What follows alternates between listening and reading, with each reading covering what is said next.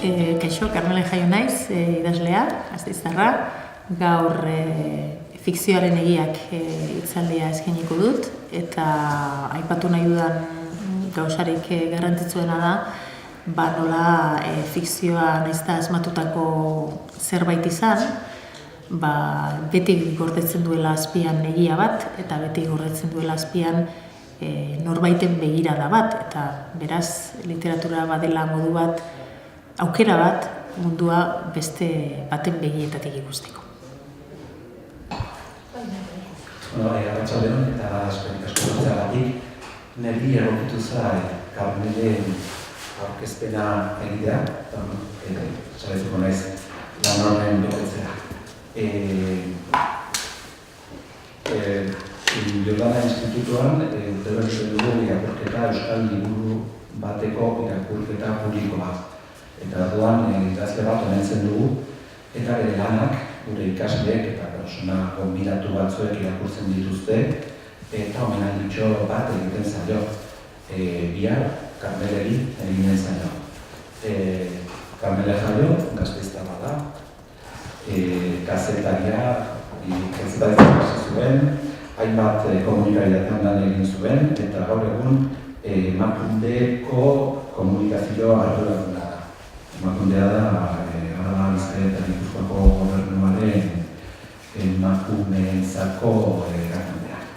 Bere lehenengo liburua 15 zauri izan zen, 2004an argitaratu zuen, eta arrakasta handia izan zuen, eta geroztik hainbat gauza idatzi ditu. Amaren eskua liburua hainbat sari jaso ditu, eta film bat ere egin da Donostiako Zinemaldian estreinatu zena. Eta 2015ko urtarriletik Euskaltzain urkazle ere bada. Gaur, fikzioaren egiak gaiari buruz izan dira. Eta gero, ez zuen galderak uste hon dizenatzen den ditu, ez da, Carmele? Bai. Arratsaldeon, lehenengo eta behin eskerrik asko antolatzaile guztiei, jatenari, buruari eta Emana Institutuari. Poso handia hartu duen, ditu zen diotenean, izan ez, agako minaldi bat bidazuela izan zen diotenean, eta poso handiz hartu dut gonbidapena, etortzeko, gaur eta bai bihar ere. Azteko, esan duzun azken hori azpimarratuko dut, da, idaztea bada lan bat oso bakarti. Idazten duzu, ez idazten zauden bitartean bakarrik zaudelako hobe, ustema zaituzte bakarrik. Esaten dut bakartia dela, behin idazten duzunean nola bat, liburu bat, argitaratzen duzu, kaleratzen da, eta badago halako isiltasun bat. Badago oso zaila da jakitea irakurleak zer sentitu duen, zuk idatzetako irakurri duenean, oso zaila da jakitea ze aurpegi jartzen duen, hau da, ez dakit, bertsolari batek, abesle batek ikusten duzuzenean ze reakzio, duen bere entzuleak, baina idazleak ez. Idazleak ez da. Orduan, honelako egoerak itzaldiak eta irakurle klubak eta irakurleekin edo jendearekin gauden momentu hauek guretzat oso baliotsuak izaten dira gustatzen zaigulako entzutea beste parte dut, ezta? Eta horregatik gonbidatzen zaituzte, edo zer gauza esaten dudan, edo zer gauzari buruz, edo beste edo zein galdera egiteko. Nahi duzuenean, edo jaeran, edo zuek aukera ikusten duzuenean, nik gogoz erantzuko dizuet. Gaurko itzaldia nik fikzioaren egiak jarri diot izenburua. Eta jarri diot izenburu hori pentsatuta pixkat badirela bihitz fikzioa eta egia askotan kontrajarriak iruditzen zaizkigunak, ez? Eta gaur aldarrikatu nahi dudana, edo azaldu nahi dudana da, zenbat egia dagoen fikzioa. Fikzioaren egia, aldarrikatu nahi dut. Zenbat benetako gauza dauden, eta nesta asmatutako munduak izan, zenbat egia dagoen fikziozko obra batera, ez da. Ni badauka lagun bat, ez duena inoiz, nik ez dut fikzioa irakurtzen. Irakurlea da, irakurtzen ditu liburuak, irakurtzen du saiakerak, historiako liburuak eta bat. Eta beti esaten du, niri fikzioa ez gustatzen, ez interesatzen, gezur dela.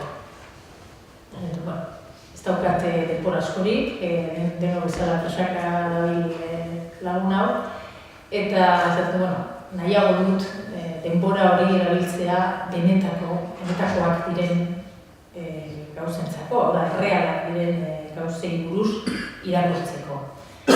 Jende asko dago, nire laguna bezalakoa, pentsatzen duena fikzioa dela errealitatetik ihes egiteko modu bat. Eta egia da, lehenengo pauso batean, lehenengo hasiera batean, liburu batean murgiltzen garenean, liburu bat irakurtzen hasten garenean adibidez, novela bat, egia da, badagoela momentu bat ihes egiten duguna, gure mundutik, ez da, sartzen gara beste mundu batera. Baina horrek ez du esan nahi, ihes egiten dugula mundutik ondoren, esan nahi dut, bukatzen dugunean novela hori, bueltatzen gara gure bizitza errealera, eta nik uste dut fikzioak ematen dugula aukera errealitatea zorroztasun gehiagoz ikusten. Errealitatera hurbiltzen gaitu. Nik batzutan konparatzen dut bidai bat bezala, ezta? Kanpora goazenean, atzerrira adibidez. Atzerrira goaz, gauza ezberdinak ikusten ditugu, egunero ikusten ez ditugunak, eta gure mundutik kanpo gaude. Baina bueltatzen garenean gure herrira, ziurtzuei ere gertatu zaizuela, batean egunero ikusten genituen gauza batzuk deigarri egin zaizkigu edo. Baitu hau han ezen edo beste begi batzuekin ikusiko dugu. Askotan gertatzen zaigu hori. Eta hori nik uste literaturarekin ere gertatzen da. Bueltatzen zarenean fikziozko mundu batetik, zure errealitatea ere argitasun handiagoarekin ikusteko aukera daukazu. Nik uste dut fikzioak ematen digula aukera bizitza gertuago sentitzeko. Kontatu nahi dugulako eta ez daukagulako beste biderik, beste modurik kontatu nahi dugun hori kontatzeko. Ematen dugu aukera mundua, une batez bada ere, beste baten begietatik ikusteko aukera hori ematen du. Eta horregatik ere iruditzen zait literaturak, fikzioak ematen digula lezio bat. Edo erakusten digula zerbait bizitza errealerako ere oso importantea dena. Erakusten digu mundu bera ikusteko modu bat ezberdin asko daudela. Eta gainera denek daukatela bere egia, ezta? Zentzu horretan ikusten dut fikzioa badela edo izan daitekela tresna benetan eraginkorra empatia lantzeko, adibidez. Eguneroko bizitzan, bestea onartzeko, bestearen begietatik mundua ikusteko ahalmen hori izateko, ezta? Baina fikzioak ze ezaugarri ditu, ezta? Nire ustez eraginkorra izateko honetan. Nik uste dut duen ezaugarri bat da fikzioaren aurrean une batez bada ere, gure burua ahaztu egiten dugula. Eta hau ez da gertatzen fikziozkoak ez diren munduetan. Hau da, fikziozko, ez dakit, saiakera bat irakurtzen daudenean, egunkari bat irakurtzen ari garenean, edo beste pertsona batekin hitz egiten ari garenean, hor gu oso presente gaude. gure ideiak oso presente daude, gure iritziak oso presente daude, gure burua oso presente dago. Eta askotan, besteak esaten duena entzuten gauden bitartean, ari gara bitartean pentsatzen, bueno, hau erantzungo diot, ezta? Baina fikzioan ez, fikzioan nik uste dut desaktibatu egiten dela pizkatxo bat gure arrazoirako ahalmen hori, desagertu egiten dela pizkatxo bat, eta honek ahalbidetzen du fikziozko mundu horretan sartzea eta importantea gaudena gure batez bada ere mundua beste baten begietatik ikustea, ez? Nik uste dut hori da fikzioa ezaugarri bat, eta beste bat ildo beretik nik uste dut fikzioak errazten duela identifikazioa. Fikzioan pasatzen gara ideien mundutik emozioen mundura. Eta emozioen munduan denok gara zorkuntzuak. Denok ezagutzen ditugu emozioiek. Denok sentitu dugu azerrea inoiz, denok sentitu dugu poza, denok sentitu dugu emozio ezberdinak. Ezagutzen ditugu emozioiek eta orduan errezago egiten zaigu identifikatzea pertsonai horrekin. Irakurtzen ari garen novela horretako pertsonai horrekin. Gure emozioak dituelako ere, ezta? Eta horregatik eta horrela ulertzen da nola askotan gertatzen zaigun, adibidez, hiltzaile bati buruzko novela bat irakurtzen ari garenean, nola bere alde jartzen garen, eta ez dugu nahi poliziak errapatzerik, eta batzutan esaten zu, bueno, bizitza errealean segura eskintzateke hemen alde jarriko, baina fikzioan bai. Literaturak egiten duena hori da, beti gai unibertsal bat hartu eta oso modu konkretuan azaldu, ezta? Eta hain konkretua da, zorrotza da, ez? Horratz bat bezala sartzen da azalean, ez? Nik horatzen dut atxagari entzundako, inoiz entzun diodan zerbait, esaten zuen, eta honekin bat ator, esaten zuen zagu txiki bat, adibidez, gela handi batean sartzeko ez dela sartzen, nola bate handi batetik, ez da? Sartzen da zulo txiki batetik. Eta idazleak azkenean hori egiten duela. Maitasunaz hitz egin nahi badu, maitasun hitz abstraktu horretaz hitz egin nahi badu, hitz handi horretaz hitz egin nahi badu, ez du hitz horrekin egingo. Ez, egingo du zaguak bezala, sartuko da zulo txiki batetik. Eta zulo txiki hori izango da kontakizuna nola pertsona konkretu batek nola eman zion musu konkretu bat beste bati une konkretu batean eta leku konkretu batean. Beti zorrotza, beti konkretua, ez? Orduan, zentzu horretan ikusten dut hori egiten duela literatura. Hartu gai potoloak ematen dizkigu oso modu konkretuan. Eta horregatik da eraginkorragoa, horregatik sartzen da gure azalean errezago. Gainera esango nuke, era horretako obrak direla gehien ditzen dituztenak, ez? Gure kontraesanak agerian usten dituzten horiek. Eta badago beste ezaugarri bat, fikzioarena, oso importantea dena ikuste, eta da edertasuna. Fikzioak edertasuna bilatzen du. Eta guk, gizakiok, edertasuna behar dugu. Bizitzeko askotan ahaztu egiten zaigu edo ez dugu kontuan hartzen.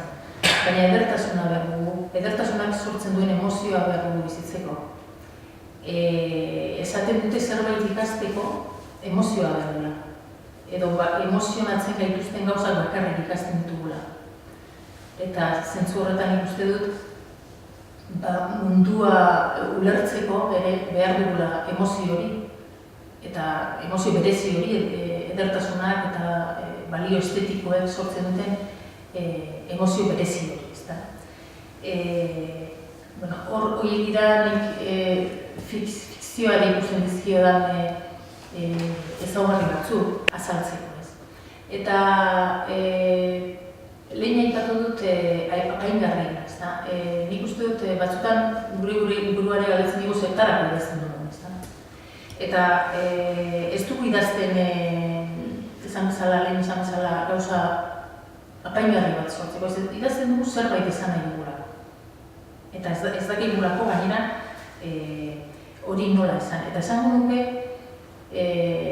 gehiago batzutan idazten dugula buruan dagoena zer den jakiteko.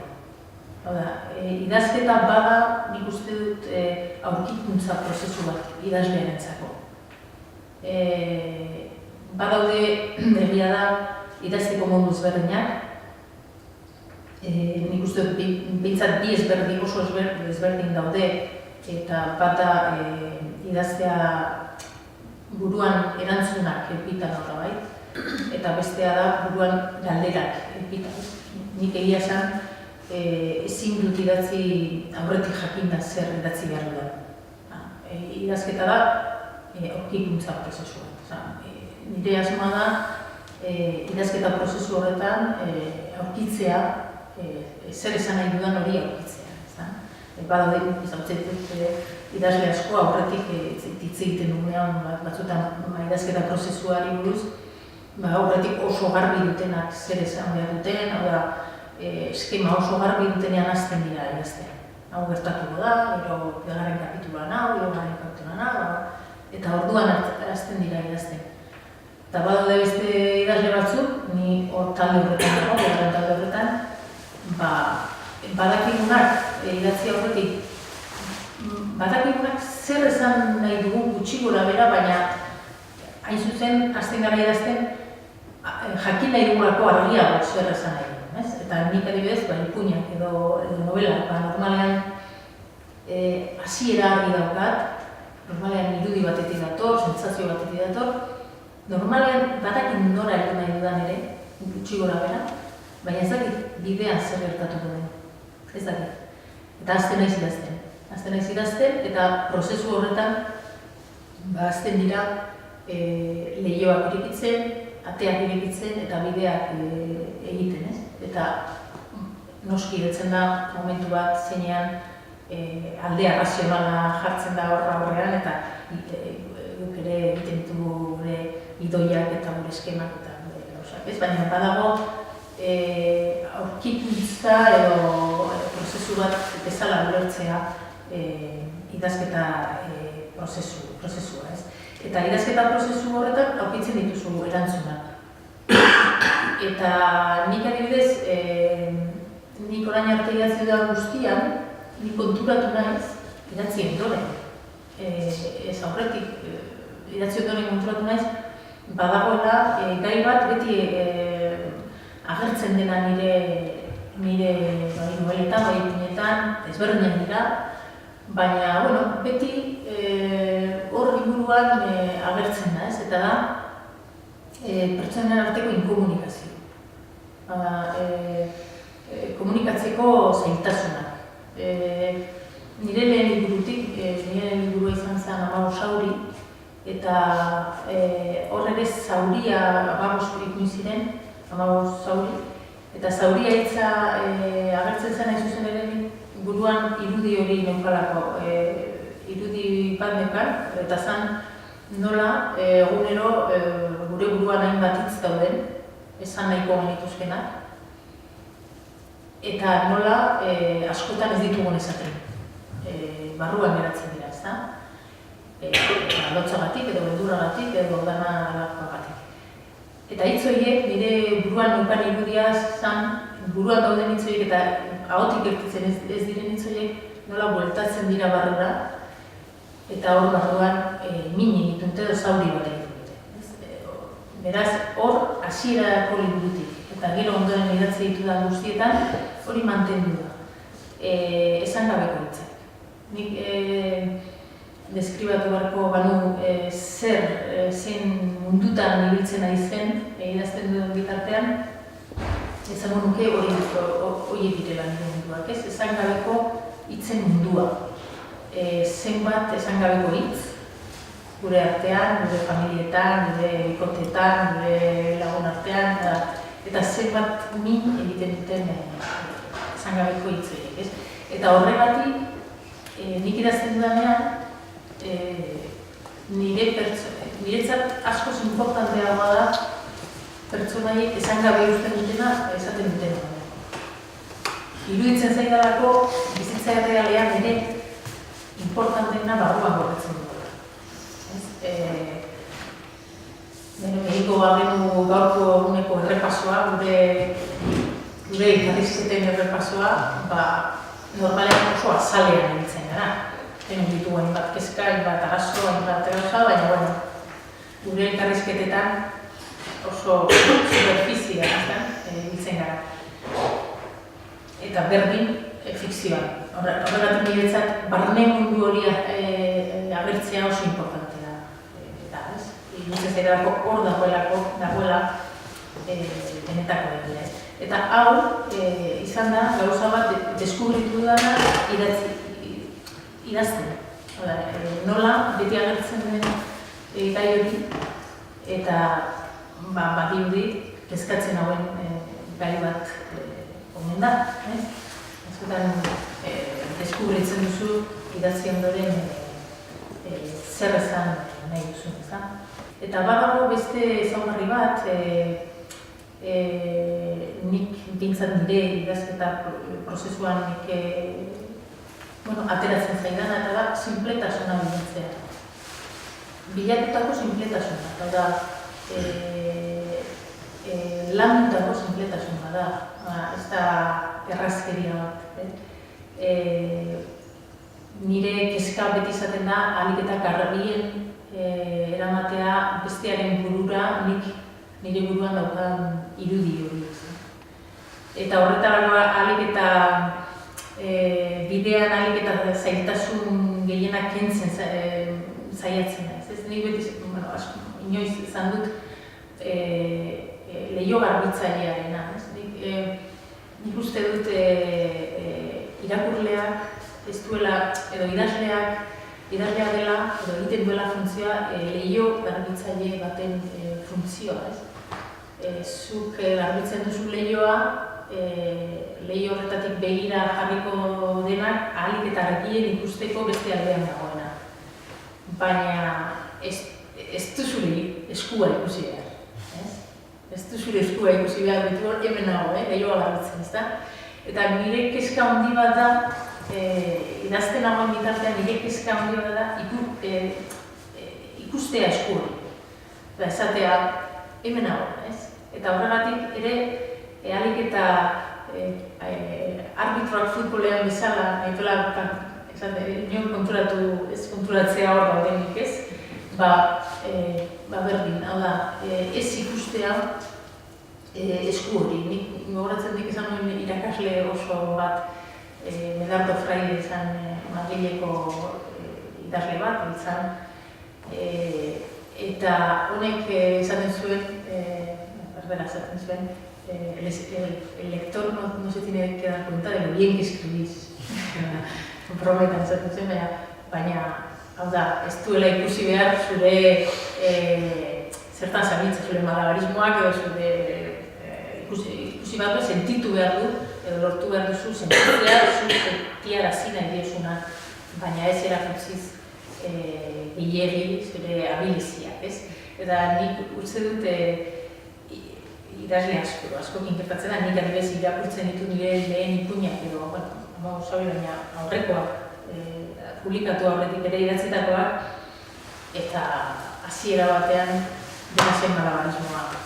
Dena zen erakustea begira ze ondo mugitzen ditu da hitz hauek eta barrez. Eta gero eta horrek gero eta beldur gehiago ematen da. Nire fijazioa da ahaztu zaitez nitaz, sartu zaitez historioan, eta ahalik eta arginen ikusi ezazu nik buruan daukadana eta zure burura eraman nahi dudan. Niretzat hori oso importantea da.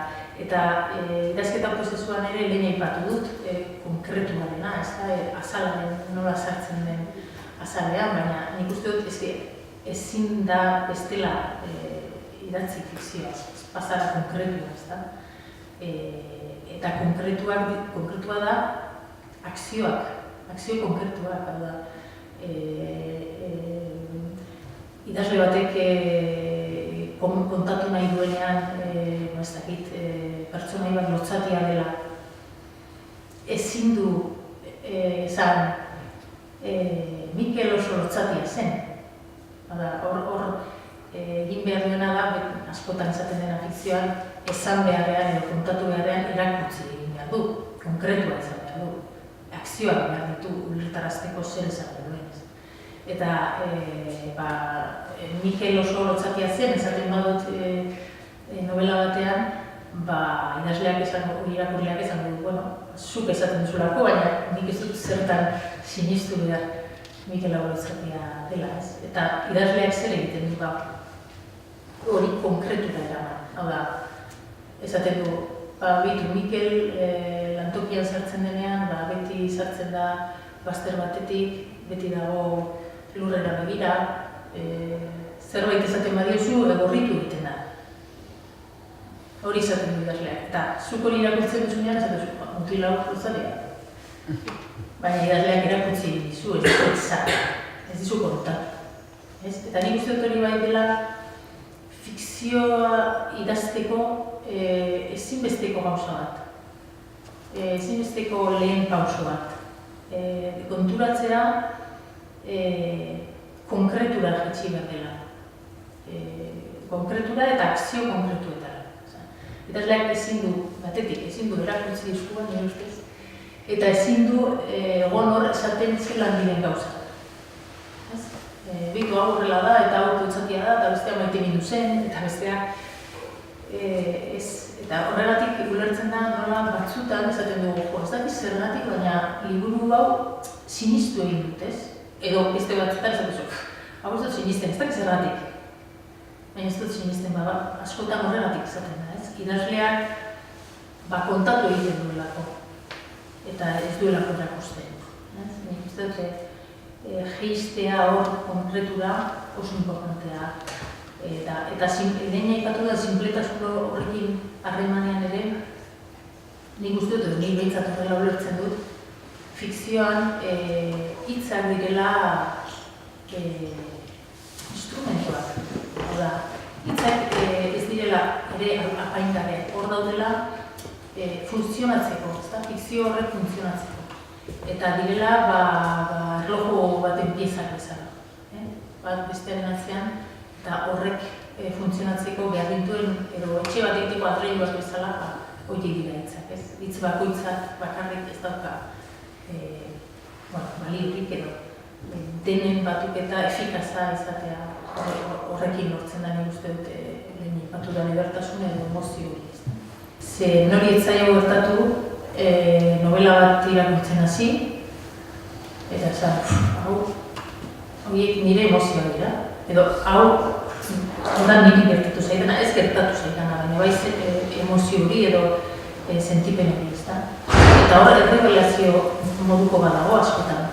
Askotan idazleak hitzetan jartzen du gure emozio bat, gure sentsazio bat, gure sentipen bat, guk ordura arte hitzetan jarri, hitzetan ikusi duguna.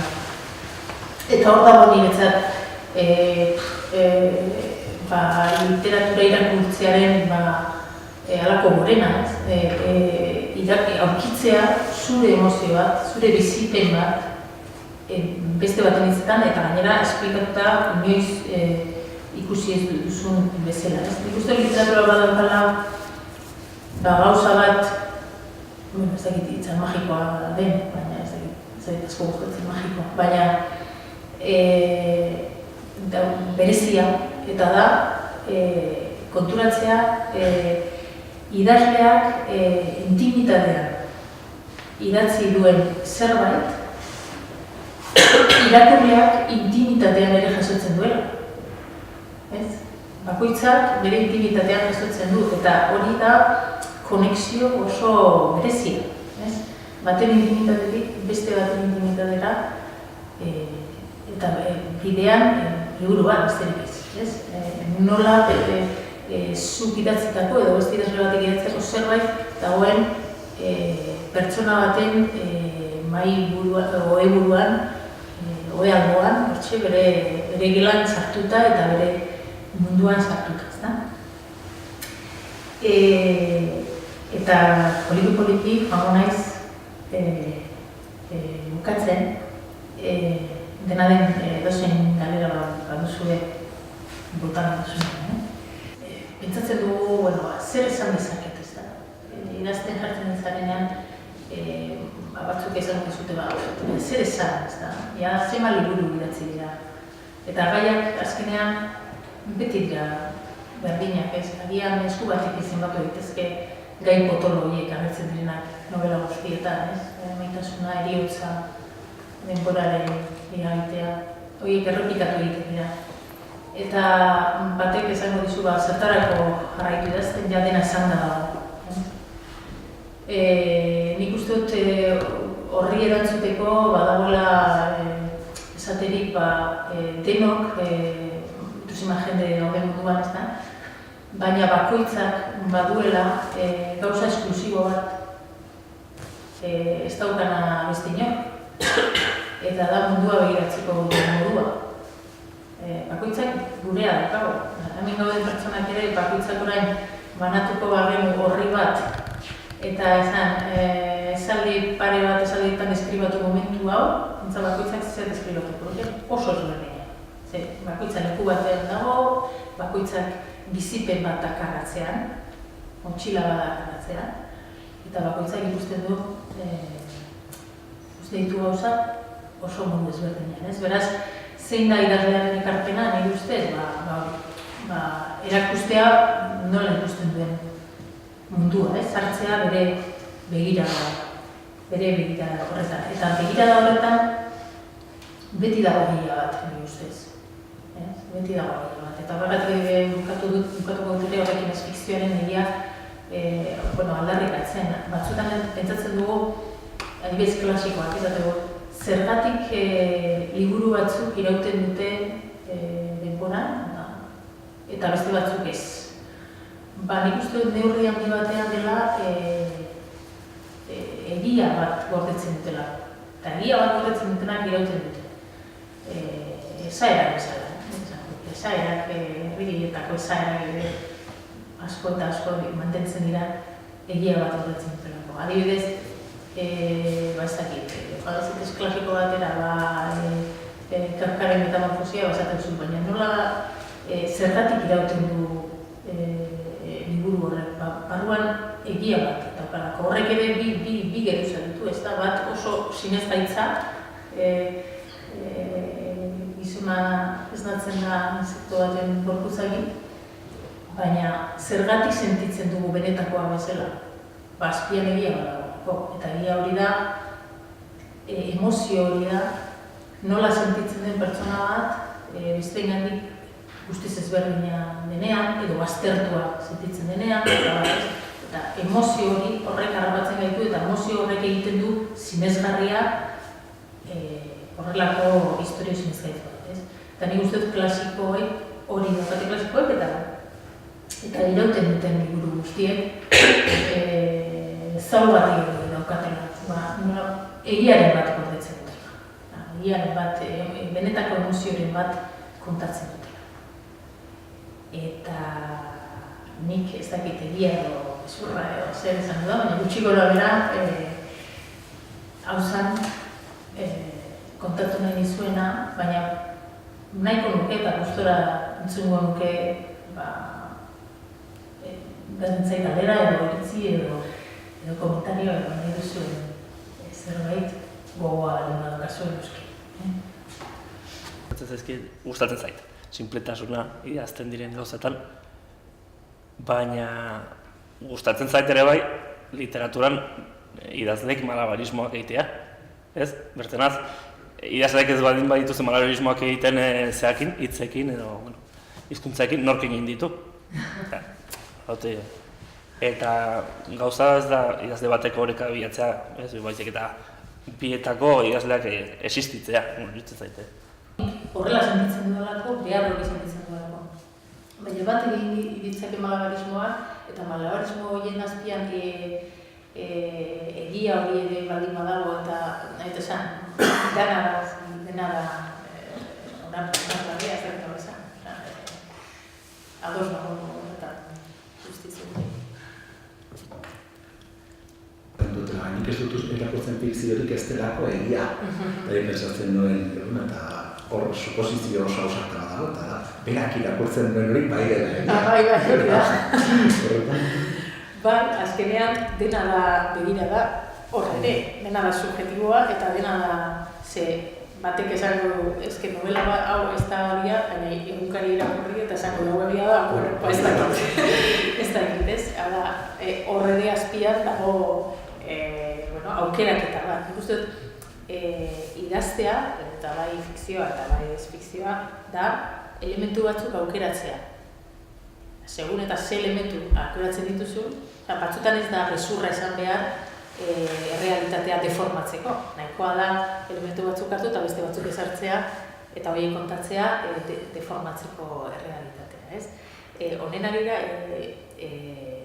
lapurtzearena, errealitateatik lapurtzearena, badago idazleen, beti izaten da idazleak lapurrak direla, azkenean zaude realitatetik, zure bizitzatik lapurtzen ikusten duzuna, entzuten duzuna, eta oso interesgarria da konturatzea, bai, lapurtzen duzula, baina ez duzula edozein gauza lapurtzen.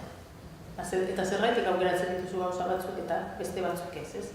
Nik uste dut hor ere ulertzen da pixkat fikzioan nola kombinatzen den kanpoa eta barrua, idazlearen barrua eta mundua. Ze azkenean idazleak zer egiten den ikuste, ikusten dituen gauza guztiak ez ditu lapurtzen, lapurtzen ditu bakarrik bere barruarekin, momentu horretako barruarekin konexio moduko bat daukaten gauzak, ez? Halako nik batzutan esaten dut, hau egin zait oso deigarria, berdin zait. Ikusi dudan gauza bat edo ez dakit zergatik. Baina hor egon da halako konexio bat nire barruan momentu honetan dauden kezkekin, segurazki.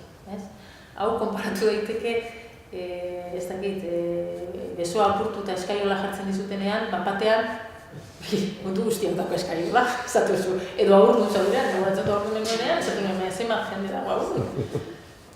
Errealitatetik, zu fijatzen zara, edo lapurtzen duzu, zure momentu horretako bizitzarekin zer ikusia duten gauzak, eta idazleak hori egiten du. Eta noski, fikzioa egiten duenak hori egiten du, baina ez fikzioa egiten duenak ere azkenean historia kontatzen, nola kontatzen historia, bakoitzak ikusten du bere iritzi eta bere barruarekin zer ikusia duten gauzak ere, ez da. Efektu hori, batu da, konparatzen dut, eta beti izaten dut nire gustu kontuan hartuz, ez? Baina gitarra jole bat, ez da? Pentsa gitarra jole bat, ez dena alako solo bat eginez oso komplikatua, eta agian transmititu egitezake asko, baina agian malabarismo hori egin duela, izan duzu, oso ona zara, oso ondo jotzen duzu, baina ez dira zuen zer izan. Eta izan daiteke, beste batek bi akordekin sentiaraztea. Ez dut esaten beti simpleak egingo duenak eta bestea ez, baina askotan ez da behar, askotan bi hitzekin, bi akordekin lortu daiteke bilatutako sakontasun hori edo. Benetan, suposatzen du hizkuntza ongi menperatzea eta ofizio bat izatea, baina hor, benetan badago lan handia eta malabarismo handia, naturaltasun horretan. Malabarismo esan dut hizkuntza menperatzea eta horrela ulertuta benipin naturaltasunean dago, ez dakit, malabarismorik handia uste dut. Bai, gustatzen zait, sentitzea, ze errez egin duen, irakurtzen dudanean, ze errez ematen du kontatu duela, baina ze nola utzi nago, hori oso zaila da. Baina horrek atzetik dauka lan asko. Idazlea bere lanean, hori egin daiteke. Nire alako obsesio mutuko da, ez duela ikusi behar, ez duela sentitu behar, ez dakit nola zan, nola egin duen, ez du zertan jakin behar nola egin duen.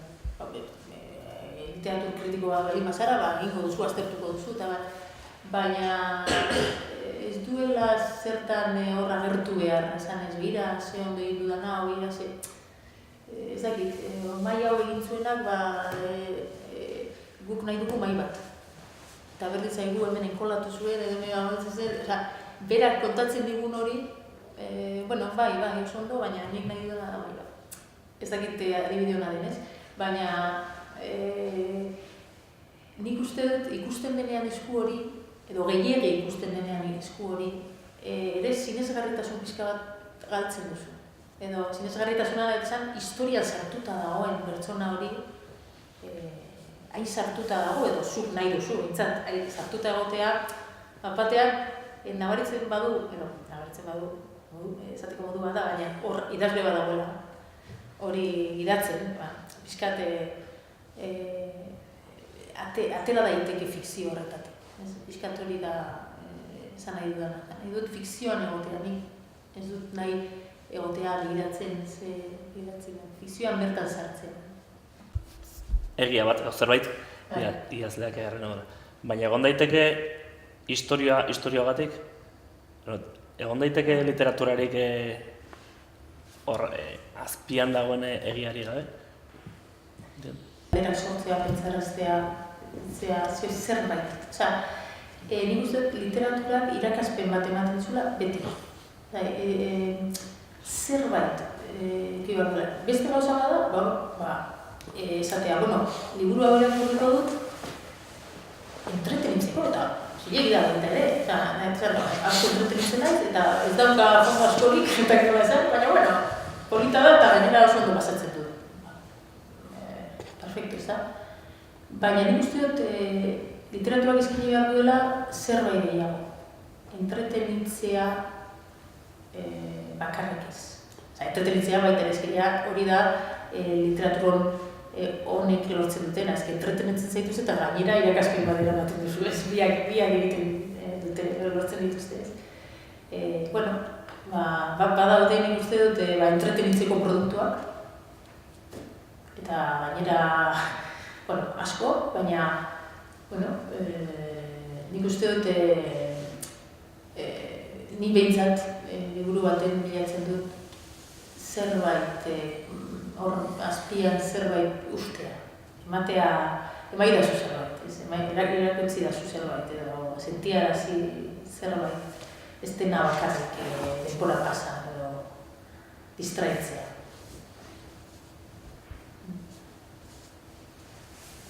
Izan daiteke barra eginez ere, nahi izan ezke batzutan, sakoneko gauzak ezek beti izan behar dela transzendentala, ez? Igual izan daiteke novela bat, parrez lehertu zarena, baina... Onduan ezerra erraten ez duen etatzei bururatu, Hora, novela... Bai, goren da, Naiz eta gauzari tontuena izan beti ez, azkenean erraten dut. Beti zerbait, beti zerbait geratzen da, takit.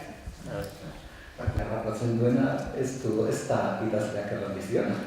Eske hor oso importantea da, bakoitzak dara marlehen izan dudan bezala, motxila, ez?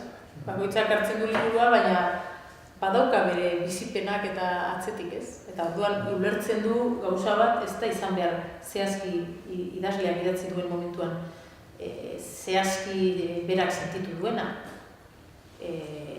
Horri gehitzen zaio berak dakarrena, ez? Eta horregatik da irakurketa, idazketa prozesua ez da bukatzenia irakurleak jasotzen duen arte, ez? Azkenean ez da bakarrik irakurleak zer dakarren bere bizipenek zer dakarren atzetik, ez? Da pertsona bakoitzak ere, novela bera irakurri 20 urterekin, edo irakurri 40 urterekin, batean novela ezberdina da.